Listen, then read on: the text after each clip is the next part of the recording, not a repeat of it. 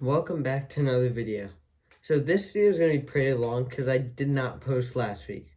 So nothing happened with the Sixers because they don't even do anything anymore. But let's go to the Eagles. This is going to be so long because they cut so many people and just so much has happened. So let's get started. So first the Eagles acquired John Mechie III from the Houston Texans, who is a wide receiver.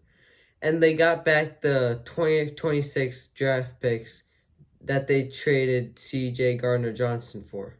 So that's a pretty good trade by Harry Roseman right there. Then the 53-man roster was officially made, and I'm not going to lie, it looks pretty solid for this year. I hope we can go back-to-back. Knock on wood. And then Andrew Makuba suffered a hamstring injury in practice 2 weeks ago, but hopefully he can come back soon. And Zach Bond, Lane Johnson, and Jalen Hurts were all in the top 100. They were 3 of just 10 players of the Eagles that made into the top 100.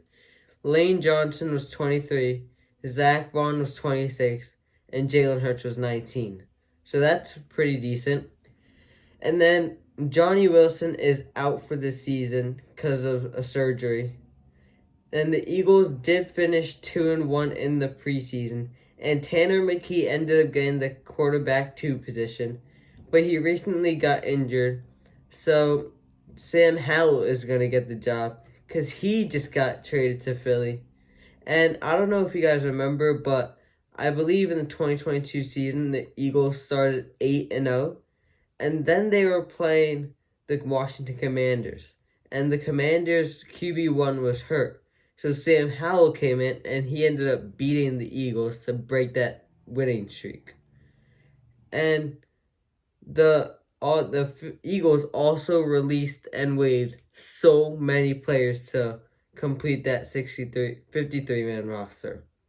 They released Dorian Thompson-Robinson, one of the quarterbacks, Nick Muse, Montreal Johnson, Eli Ricks, Maxon Hook, Andre Sam, AJ Woods, Ochuan Mathis, I think that's how you say his name, Ife Adie, I don't know how to say his name.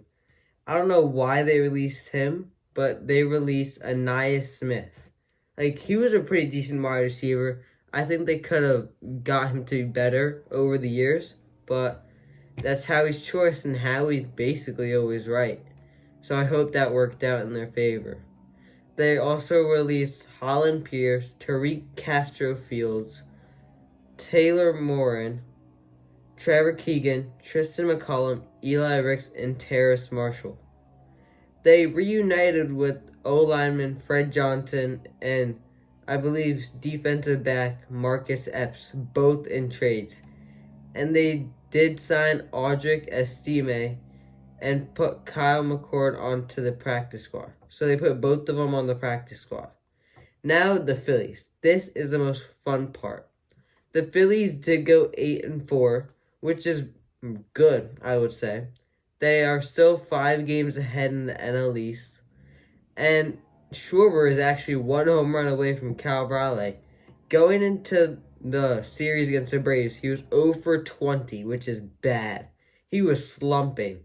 And then just out of nowhere, he hit 4 straight home runs in 1 game.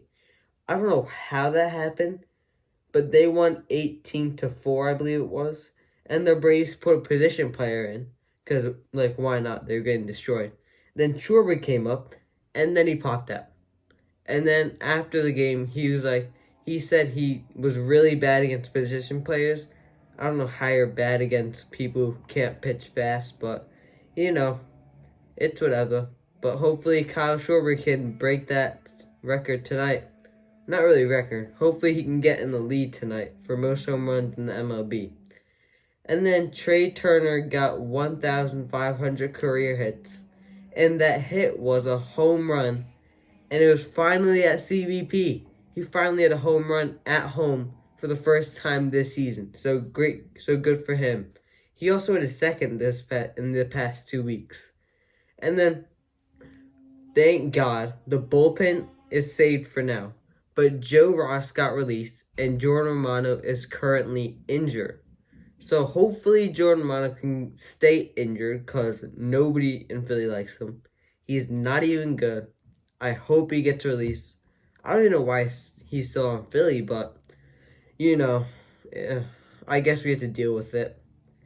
And then the Phillies got swept by the Mets, but they still have a 5-game lead. That sweep was awful. The bullpen and the starting pitchers could not do anything. And the offense was terrible as well. And Aaron Nola officially has the third most strikeouts in Phillies history, so good for him. But some sad news as well. Zach Wheeler officially done for the rest of the season because of a blood clot in his shoulder. He did get surgery and it was successful, but he's still going to have to remain out for the rest of the year. So hopefully we can actually make it to the World Series without him. Fingers crossed. See ya.